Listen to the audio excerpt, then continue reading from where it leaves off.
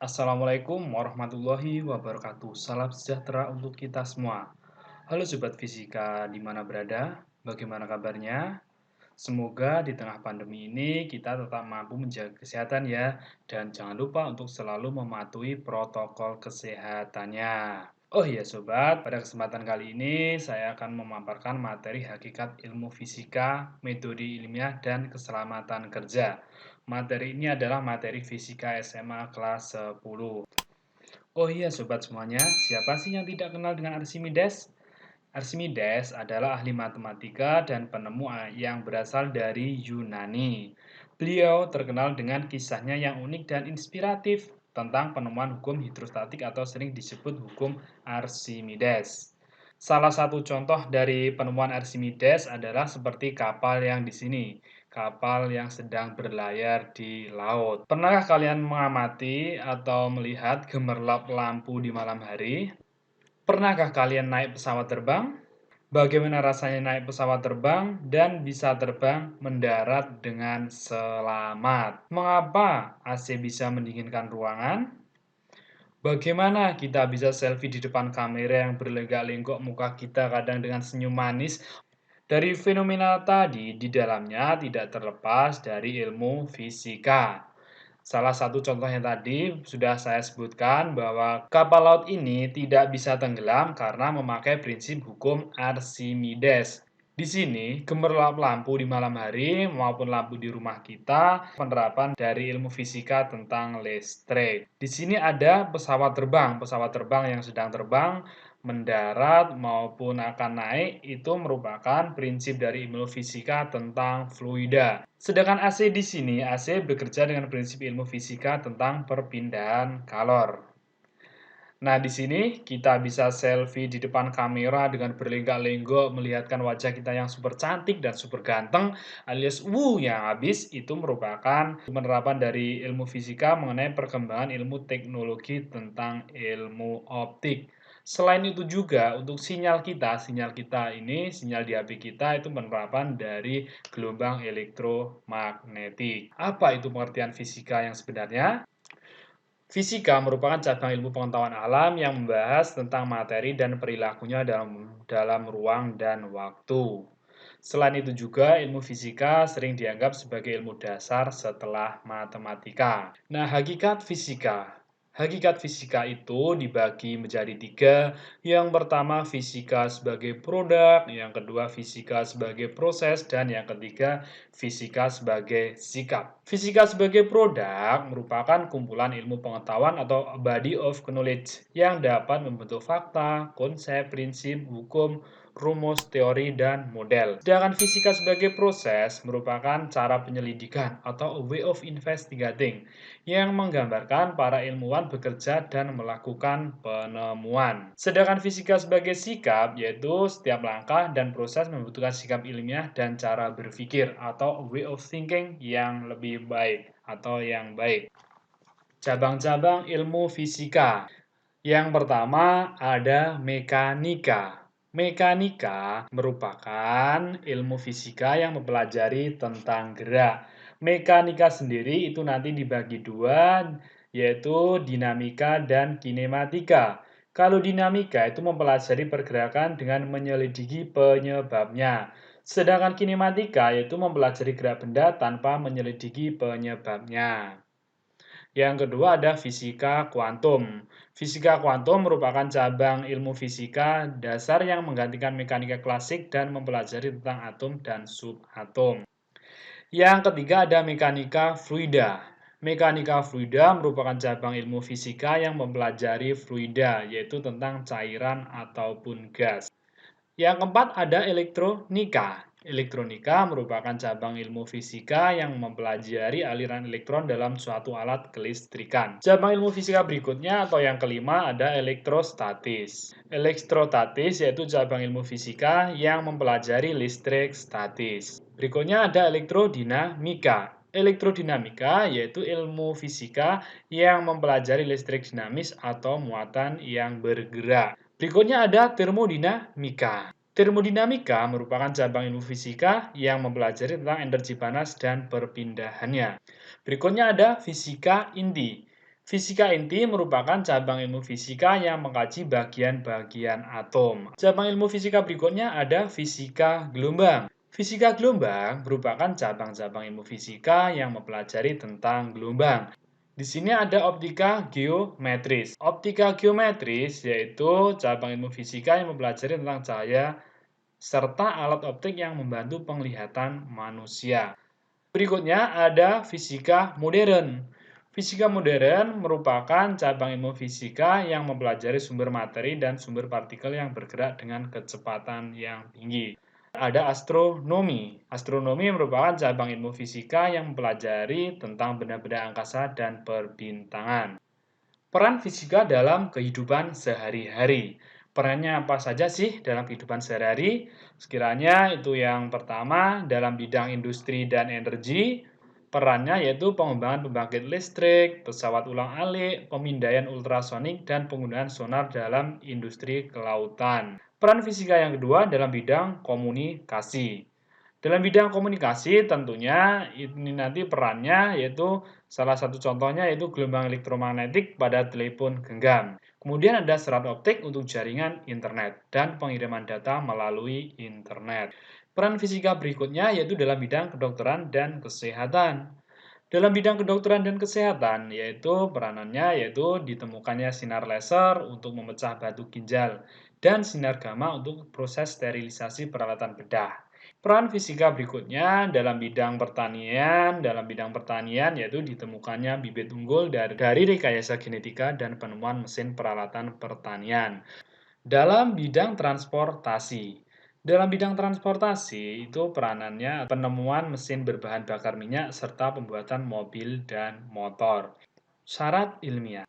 Syarat ilmiah yaitu syarat-syarat yang harus dipenuhi suatu pengetahuan dapat disebut ilmu dan dikatakan ilmiah adalah sebagai berikut. Itu syaratnya yang pertama itu ada objektif, yang kedua ada metodik, yang ketiga ada sistematis, dan yang keempat ada berlaku umum atau berlaku secara universal. Syarat yang pertama secara objektif yaitu merupakan pengetahuan sesuai dengan objeknya atau didukung dengan fakta empiris atau sesuai dengan kondisi di lapangan.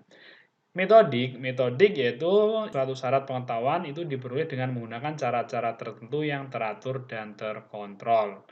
Syarat yang ketiga, sistematis, merupakan syarat pengetahuan itu disusun dalam satu sistem yang satu sama lain saling berkaitan dan saling menjelaskan sehingga seluruhnya merupakan satu kesatuan yang utuh. Kalau berlaku umum, itu maksudnya pengetahuan itu tidak hanya diamati oleh seseorang atau beberapa orang saja, tetapi semua orang dengan cara eksperimen yang sama akan memperoleh hal yang sama juga. Berikutnya ada metode ilmiah.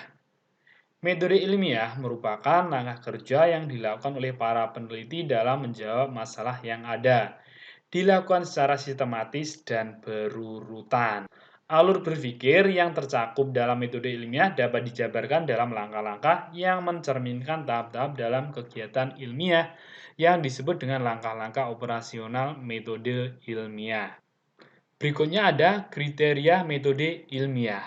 Yang pertama berdasarkan fakta dan bersifat objektif. Maksudnya yaitu keterangan yang diperoleh melalui penelitian berupa fakta-fakta, bukan khayalan atau sejenisnya. Yang kedua, bebas dari prasangka.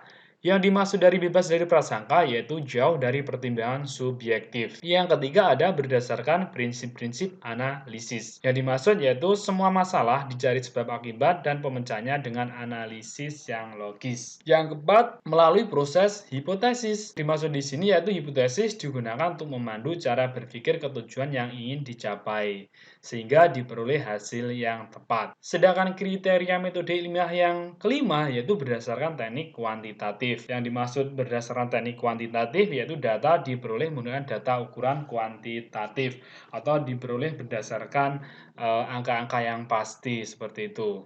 Berikutnya ada langkah-langkah metode ilmiah. Langkah-langkah metode ilmiah itu ada 7. Yang pertama ada melakukan pengamatan atau observasi. Ketika melakukan pengamatan atau observasi, yaitu di sini fungsinya yaitu menemukan masalah melalui pengamatan kuantitatif atau kualitatif. Sebagai langkah awal yang harus dilakukan adalah melakukan pengamatan atau observasi.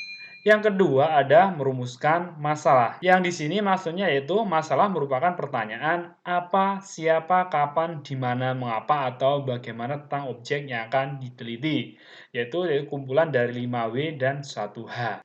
Yang ketiga ada mengumpulkan data atau informasi. Data yang dapat diperoleh dari literatur, buku, atau informasi yang ada di internet yang sesuai dan mendukung teori dalam penelitian. Yang keempat, membuat hipotesis. Hipotesis merupakan dugaan sementara tentang masalah yang diselidiki. Jika setelah diuji hipotesis tidak diterima, kita harus mengubah hipotesis tersebut sehingga dapat ditarik kesimpulan. Yang kelima, melakukan percobaan atau eksperimen. Percobaan atau eksperimen dilakukan untuk menguji kebenaran hipotesis. Di sini ada 3. Pada melakukan eksperimen atau yang di sini nanti ada beberapa jenis variabel. Yang pertama ada variabel bebas.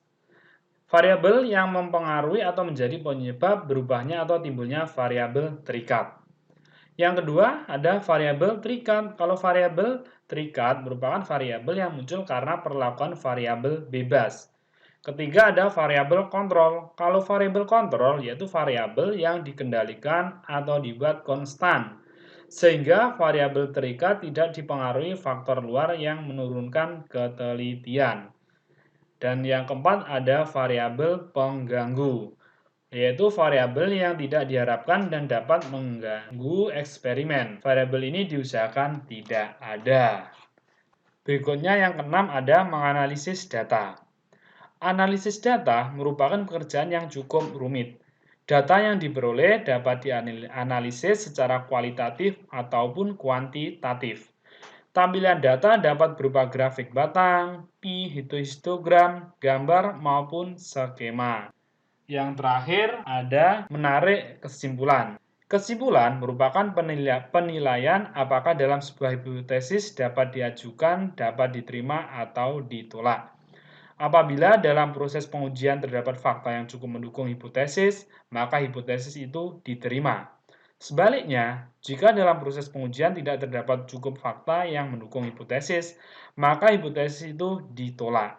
Hipotesis yang telah diterima kemudian dianggap menjadi bagian dari pengetahuan ilmiah.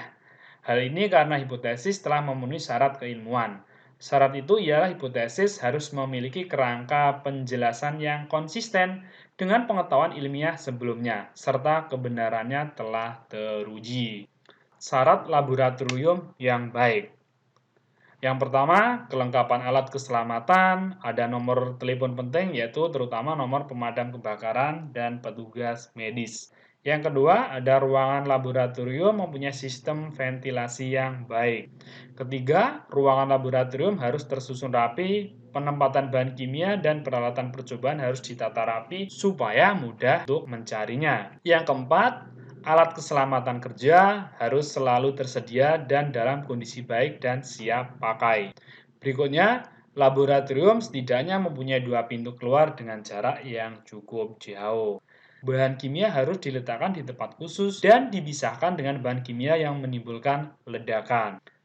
Alat keselamatan kerja di laboratorium. Yang pertama ada jas laboratorium, kedua ada masker, berikutnya ada sarung tangan tahan panas, ada kacamata pelindung, ada kain lap tahan panas, ada P3K, dan ada juga alat pemadam api ringan atau APAR untuk mencegah kebakaran. Tujuan keselamatan kerja di laboratorium. Tujuan yang pertama apa toh? Yang pertama yaitu melindungi praktikan dalam melaksanakan praktik. Yang kedua, menjamin keselamatan setiap orang di laboratorium.